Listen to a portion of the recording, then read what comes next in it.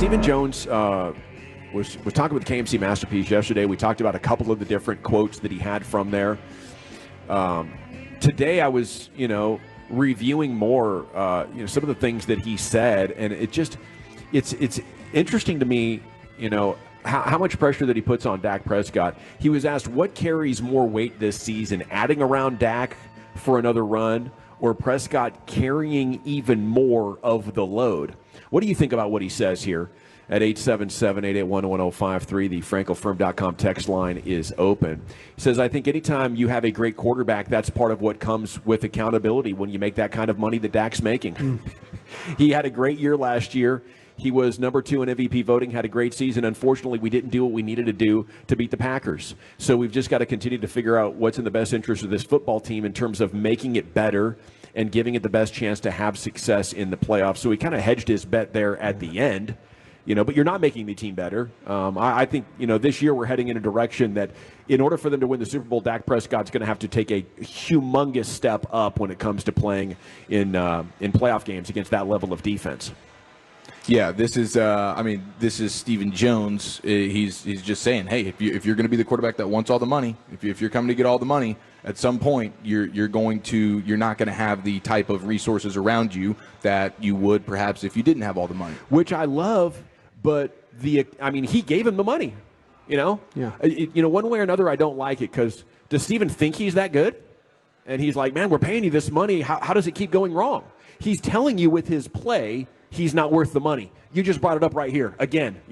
First of all, I wouldn't be making a habit of talking about his money. I'd find other ways to talk about that because it kind of feels weird to me for that reason. But you're also throwing Dak to the wolves, knowing full well you're going to have to absolutely dominate this draft to even hope to be as good as you were last year. Tyron Smith is gone, Brian. I don't know if he can play any better, the quarterback. I don't know. If you look at the stats in the regular season, he that's what I'm saying. I know what I think. I think the defense lost that game for him in the playoffs. I really do. And I know that they the way that they busted assignments, guys running open. They let a first-time playoff quarterback, move the ball up and down the field on. They didn't have any answers. Defense might have been worse, but Dak did not play well that game. No, but everybody sucked. They will tell you. But I'm going to say there's games where you can blame it on the quarterback. I don't personally feel like that was the game. Was he good enough? No, he wasn't. But I don't know as far as the regular season, how does he play any better? They win 12 games. I don't know. I think. To me, Stephen Jones is kind of setting things up to clear the decks here.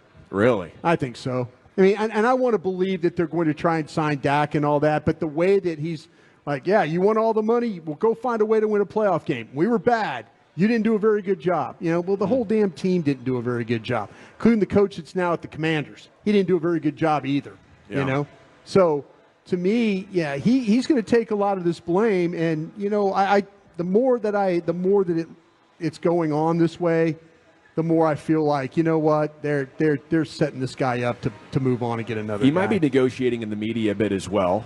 He doesn't want to do that. That's something he always talks about. And anytime you ask anybody, like, oh, no, we don't talk about that. We don't talk about negotiating. What's he doing? He's talking about, yeah.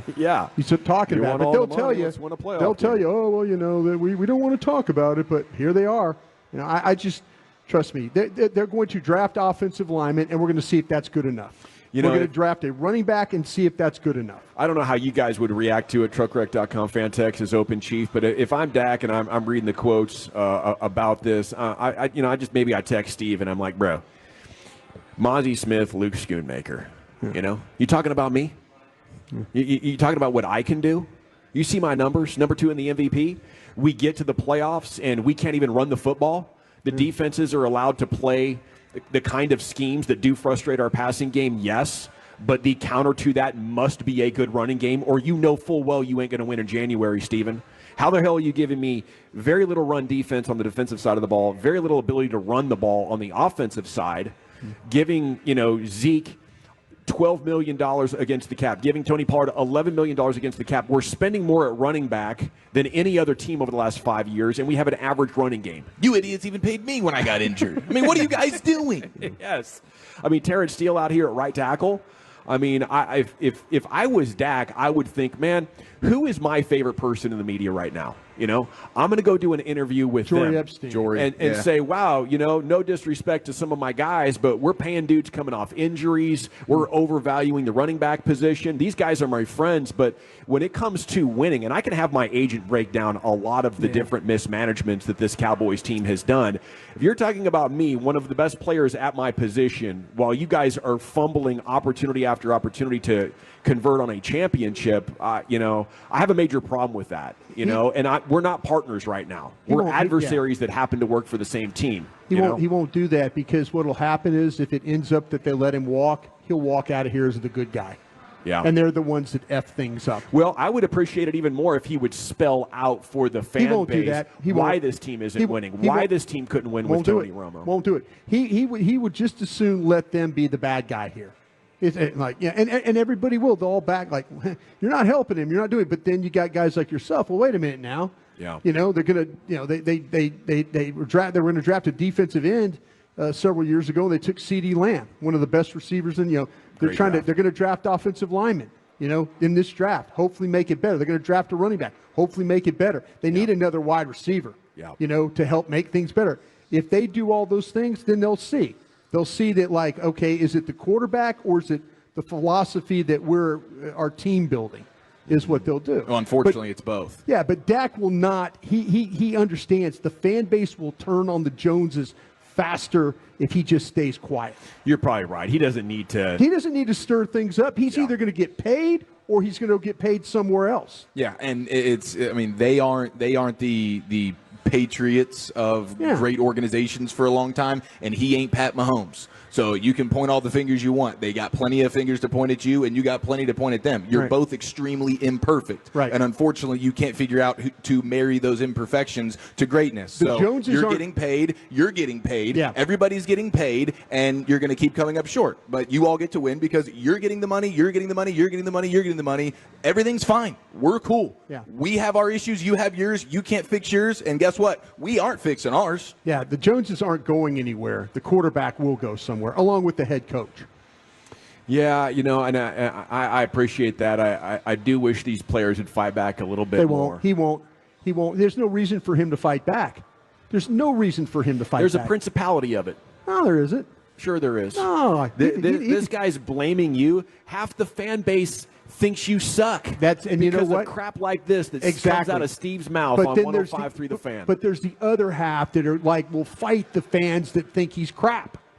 That's what I'm saying. We see it every day when we do radio. Yeah, 50%. People ask me about it all the time. What's the one thing that lights people up here? Love Dak, hate Dak.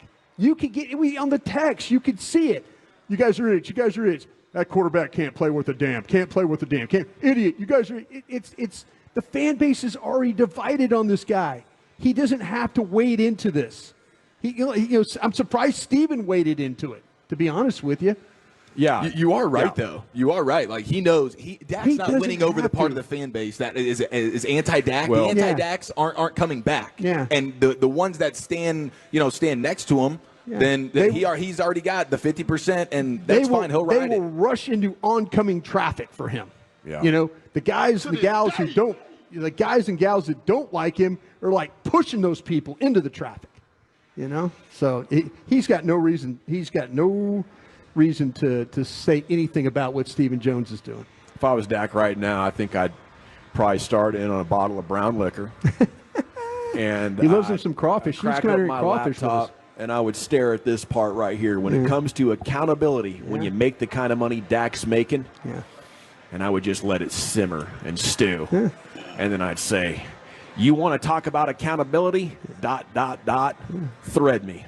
Here we go, buddy. All caps, here we go. Thread me? Oh, here we go. Yes. You got time today? Oh, I absolutely have time today. Yes. And every shot goes another tweet until the end, and I'm somewhere between, belligerent and dropping knowledge. Wait. Yeah. You talking about tweeting, huh? Yes. Yeah. I'm talking about taking some of that brown liquor and then go talk to Stephen face to face and blow that hot brown liquor in his breath. And you talking about your money and disrespect like. Lucius, do you take two glasses in the bottle and just set them in front on the table and have that conversation? Is that how you do it? Nah, you walk in there with the bottle in hand. You walk half half the bottle gone. And the liquor has to be oozing off of you. Yeah. You walk in there, bloodshot, red eyes, and you're just giving him that breath. What did you say about me? Make him scramble for the phone. Oh, security! Can you join me in the office? You had your Trident bubble gum in the cup holder, but you intentionally left it in there. You didn't want to chew on that when you walked in. You wanted that thing to be rank nasty. So salute to the reporter who followed up with, do you feel accountable? Okay, because I think maybe the reporters were thinking the same thing I were, like, wow, that's a hot one there to go zinging past Dex. Ooh, I'm excited to hear how he answered this one. He said, absolutely, I feel as accountable as anybody in terms of the success of this franchise. Of course, we want to have one of the top, if not the top franchise in the country, if not the world. I think we do it in terms of what our brand's valued at. We certainly want to have more success on the field in terms of that part of it. But why do you bring that up? Why would you even bring that up? That is a hot button topic for everybody. Clearly, we're awesome at business. Yeah. So we really know how to do something in this whole operation. He said, but as I said, we've had a lot of success during the regular season. We haven't had the success in the postseason. And until we do that, we understand there's going to be frustration.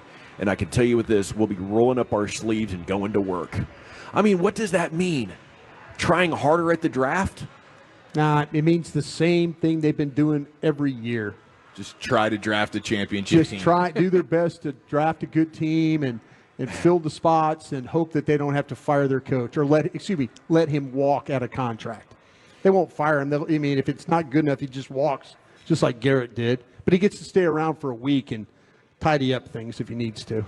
Man, all we need is our quarterback to play up to the money that we're giving him and our scouts to draft just a little bit better. We'll get there, guys. But rest assured, we'll be trying our hardest there to bridge that gap. Yeah, it's tough medicine because now as this whole thing is played out, you had a championship window open for a decade. They never really went for it. The legends are more frustrated than ever. This is significantly different than like the first 15 years of failure post 95. This second half of this 3-decade time, you can really start to feel it reach some sort of a critical mass where it's going to, I think, start impacting the fan base. Yeah, I mean, we're at a third of a century now. That is a long-ass time. Yeah, it's impacting the fan base because you're the first seed in 16. You're the second seed last year, Yeah. It's not like when we were running the things and we were just completely effing it up, Yeah. The fan base knew that we were bad. Yeah. They knew it. Couldn't help it. Now they're like, damn, you win 12 games, you win 13 games, you get the right seeding, you have a chance, to get, and you don't do it. You just pee down your leg. Yeah. But, this was a poop down your leg. Yeah, this is what's hard for this fan base now is how do we have all this success in the regular season and completely fall apart in the playoffs? Yeah. I don't, that's the hard part. Like I say, the fan base before that, when we were effing it up, it was, they're like, well, we understand why they're bad. They don't have a quarterback. They don't have this. They don't have this. Couldn't find a quarterback. Yeah. Personnel department sucks. There's a lot of things that you could point to, and now you look at it and go, well, why does this team not have success? Yeah, because they do a lot of those things well. They got a quarterback. Yeah. They manage their assets well. They're not giving 2 number ones. 8 Pro Bowl players. Yeah.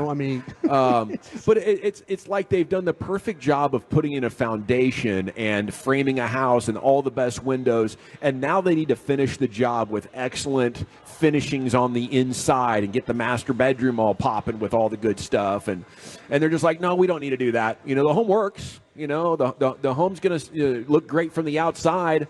But it's those fine details that are required now to win it all in the NFL. And the problem is this version of the Cowboys' failure, they don't understand that their mode of operation is a problem, which robs you of hope, If they knew that was a problem, they were like, oh, man, I can't believe what we just did over the last decade, getting so close but never actually going all in. What a bad mistake. We'll never do that again, Cowboys fans. If that's what Stephen Jones was saying on the tail end of this, and he admitted, wow, we're in salary cap hell now and 2025, and we never truly went for it, our bad, won't happen again, then I'd be like, you know what? I can still mess with these guys. I can still go get a Cowboys jersey and feel good about the belief that eventually they're going to win the Super Bowl. See why we had him on last Monday, and it resonates with me what he was talking about with trading away that pick, trading away that player to get, the reliever, and here he is. This guy won a championship, and he admitted, he goes, man, I know what I did, but I wish I had that player. I wish I had that pitcher. Yeah. And he won a damn championship, and that bothers him. Yep. He still wants it all. Yeah. He's hungry for it all. Exactly. And he's in the fight. He's not checked out enjoying the fruits of his, labor from previous eras.